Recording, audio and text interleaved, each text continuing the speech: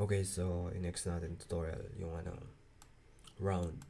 So yung round naman di ba yung round up yung 99 ibabalik niya ng 10.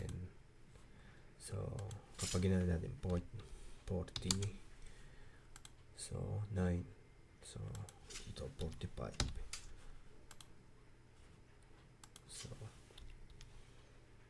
so 5, di ba?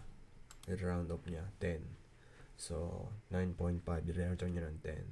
So kung gagawa kayo ng grading school na project round up, so pwedeng gamitin nyo itong function na to kung gagawa kayo ng grading program. So gagamitin nyo yung round, so ibabalik nyo ng 10. So 7.5, 7.5 sabihin 8 ang nyo, ang grade nyo.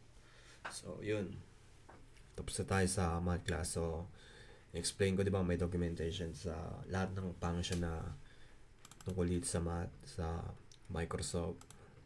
Kung gusto nyo pag-aralan lahat, so basahin nyo lang yung documentation. So doon na tayo sa next topic natin.